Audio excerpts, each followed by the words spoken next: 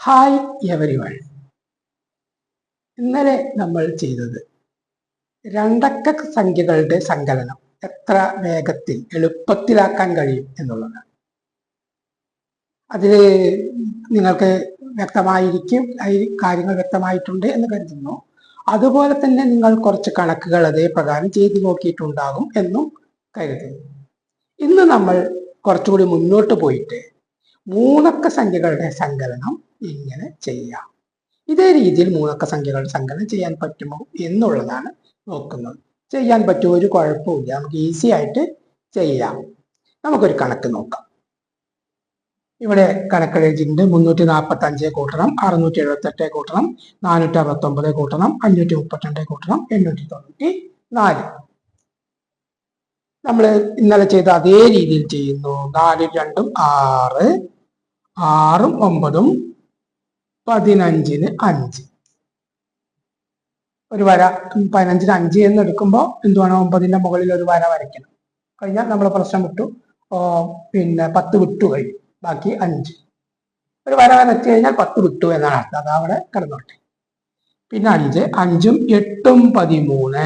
വീണ്ടും 10ന്റെ മുകളിലേക്ക് പോയി 10 നമ്മൾ വിട്ടു, മുകളിൽ 8ന്റെ മുകളിൽ ഒരു വര വരച്ചു, 3 കിട്ടി. ആ 3ഉം 5ഉം 8. അപ്പോൾ ഒറ്റയുടെ സ്ഥാനത്തുള്ളത് ചെയ്തു കഴിഞ്ഞു. ഇനി നമ്മൾ 10ന്റെ സ്ഥാനത്ത് ചെയ്യുന്നു. 9 9 3 12, 12ന് 2. മുകളിൽ ഒരു വര വരയ്ക്കുന്നുള്ളൂ, ആ പ്രശ്നം തീർന്നു.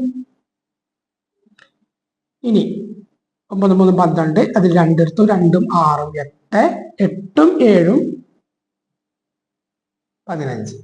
10 വിട്ടു, 5 എടുത്തു, മുകളിൽ ഒരു വര വരച്ചു. ഈസി. അപ്പൊ എത്ര കിട്ടി? 5, 5 4 9.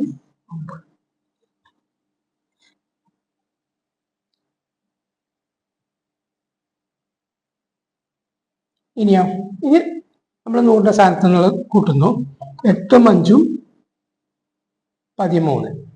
13ന് നമ്മൾ 10 വിട്ടിട്ട് 3 എടുത്തു, മുകളിൽ വര വരച്ചു.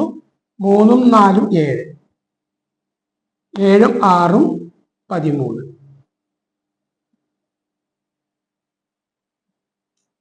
13ന് നമ്മൾ 3 എടുക്കുള്ളൂ, 10 വിട്ടു, ഒരു വര വരച്ചു. പിന്നെ ആ 3ഉം 3ഉം 600. ഇനി നമ്മൾ പിന്നെ 10ന്റെ ഒറ്റയുടെ സ്ഥാനത്ത് എത്ര വരകൾ എന്നാണ്. ഒറ്റയുടെ സ്ഥാനത്ത് വരകൾ നോക്കുമ്പോൾ 2 എണ്ണം ഉണ്ട്. അവിടെ 2 എഴുതി. പിന്നെ 10ന്റെ സ്ഥാനത്ത് നോക്കുമ്പോൾ അവിടെ 2 വരകളുണ്ട്. അത് 100ന്റെ സ്ഥാനത്തേക്ക് വെച്ചു. പിന്നെ 100ന്റെ സ്ഥാനത്ത് നോക്കുമ്പോൾ 2 വരകളുണ്ട്. അപ്പൊ അത് 1000ന്റെ സ്ഥാനത്തേക്ക് വെച്ചു. ഇനി കൂട്ടിയാൽ മതി. കൂട്ടുമ്പോൾ എങ്ങനെ വരും? ഇവിടെ ഒരു 8, ഇവിടെ 9 2 11, 11ന് 1 എഴുതി, മുകളിൽ 9 വരച്ചു. പിന്നെ നമുക്ക് 6 2 8 2. ഇനി ഇവിടെ വരകൾ എവിടെ മാത്രമേ ഉള്ളൂ? 10ന്റെ സ്ഥാനത്തുള്ള ഒരു വര മാത്രമേ ഉള്ളൂ. അത് 100ലേക്ക് കൂട്ടി കൊടുത്താൽ 2918 എന്ന് കിട്ടും. ഉത്തരം കിട്ടും, 2918. ഇനി ഇതിങ്ങനെ ഒറ്റയുടെ സ്ഥാനത്ത് തന്നെ കൂട്ടി തുടങ്ങണമെന്നൊന്നുമില്ല. നമുക്ക് വേണമെങ്കിൽ 10ന്റെ സ്ഥാനത്ത് നിന്ന് കൂട്ടാം, 100ന്റെ സ്ഥാനത്ത് നിന്ന് കൂട്ടാം, എപ്പോഴത്തെ വേണമെങ്കിൽ കൂട്ടാം. ഒരു കുഴപ്പമില്ല. അങ്ങനെ ഒരു നിയമം ഇല്ല. നമുക്ക് വളരെ ഈസി ആയിട്ട് ചെയ്യാം. അപ്പൊ ഉദാഹരണത്തിന് ഇവിടെ നമ്മൾ 10ന്റെ സ്ഥാനത്ത് നിന്ന് കൂട്ടുക. 3ഉം 8ഉം 11. ആ 11ന് 1 എടുത്തു, മുകളിൽ ഒരു വര വരച്ചു. ആ 1ഉം 9ഉം 10. 10ന് 0 എടുക്കാൻ പറ്റുള്ളൂ. 10ഉം വിട്ട് കഴിഞ്ഞാൽ പിന്നെ അവിടെ 0 ഉള്ളൂ. അപ്പൊ 9ന് മേലെ ഒരു വര വരച്ചു. പിന്നെ 7ഉം 8ഉം 15. 15 എന്നെഴുതുമ്പോൾ 5 എഴുതി കഴിഞ്ഞാൽ എന്ത് വേണം? ഇവിടെ മുകളിൽ ഒരു വര വരയ്ക്കാം. ഓക്കെ. ഇനി വേണമെങ്കിൽ 100ന്റെ സ്ഥാനത്ത് നിന്ന് കൂട്ടാം. 5 4 9, 5 4 9, 9 8 17.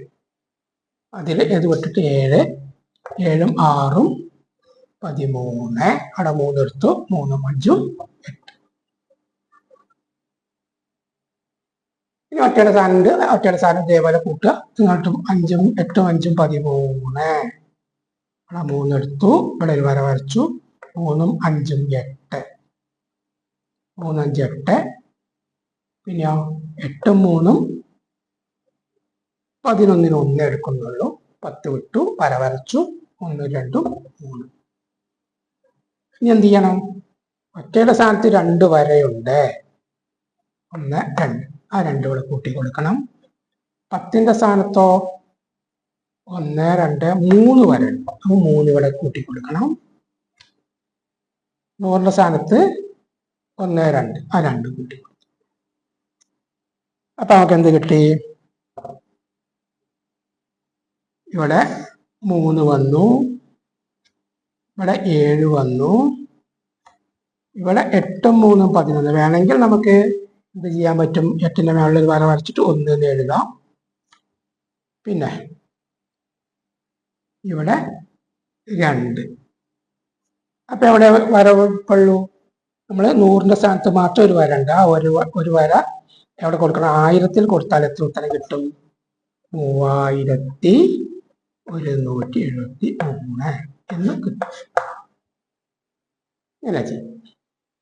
ഇതേപോലെ തന്നെ 4 അക്ക സംഖ്യകളുണ്ട്. നമുക്ക് എവിടുന്ന് എങ്ങനെ കൂട്ടാം? ഒരു കുഴപ്പമില്ല. നമുക്ക് നോക്കാം. 4 അക്ക സംഖ്യയിൽ നമുക്ക് 1000ന്റെ സ്ഥാനത്ത് നിന്ന് കൂട്ടാം. കുഴപ്പമുണ്ടോ? 1000ന്റെ സ്ഥാനത്ത് നിന്ന് കൂട്ടി. 6ഉം 1ഉം 7, 7ഉം 7ഉം 14. ശരിയല്ലേ?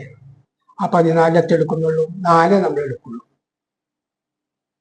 10 അവിടെ വിട്ടു. ഇവിടെ ഒരു വരയും വരച്ചു. പിന്നെന്ത് വേണം?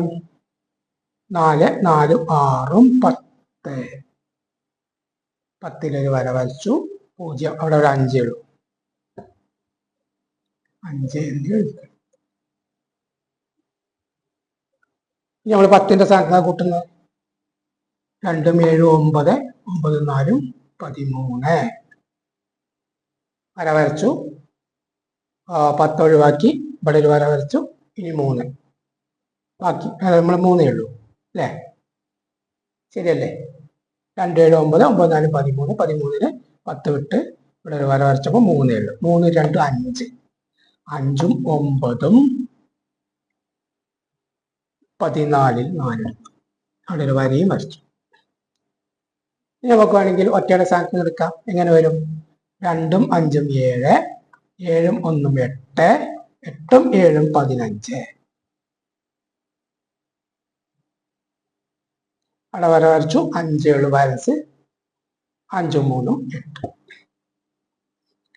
ഇനി പിന്നെ 100ന്റെ സ്ഥാനം കിടക്കുന്നുണ്ട്. അതും അങ്ങനെ ചെയ്യാം. അപ്പൊ അങ്ങനെ വരും 3ഉം 8ഉം 11.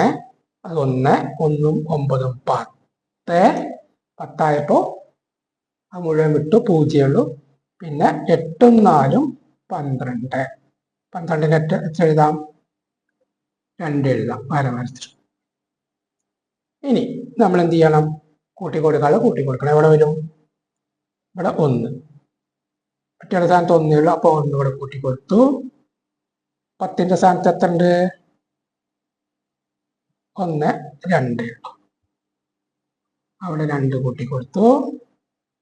പിന്നെ 1000ന്റെ സ്ഥാനത്ത് 1 സോറി 100ന്റെ സ്ഥാനത്ത് 1 2 3 ഉണ്ട്. 1000ന്റെ സ്ഥാനത്തോ 2 ഉണ്ട്. അപ്പൊ കൂട്ടി കൊടുക്കുമ്പോ എങ്ങനെ വരും? ഇവിടെ ഒരു 8 വന്നു. ഇവിടെ ഒരു 5 വന്നു. ഇവിടെ ഒരു 4 വന്നു. ഇവിടെ ഒരു 8 വന്നു.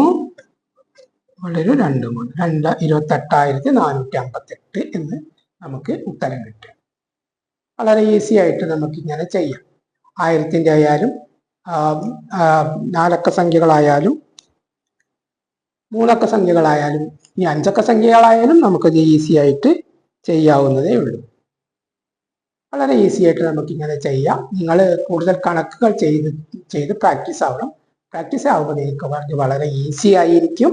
അതിനെന്തെങ്കിലും ബുദ്ധിമുട്ടുകളോ പ്രശ്നങ്ങളോ ഉണ്ടെങ്കിൽ നിങ്ങൾ തീർച്ചയായും ഇതിൽ കമന്റ് ചെയ്യണം. അതുപോലെ നിങ്ങൾക്ക് ഇനി എന്താണ് ആവശ്യം, കണക്കുകളിൽ ബേസിക് ആയിട്ട് എന്തെല്ലാം ആണ് അറിയേണ്ടത് അതിനനുസരിച്ചിട്ട് ഞാൻ വീഡിയോ ചെയ്യും.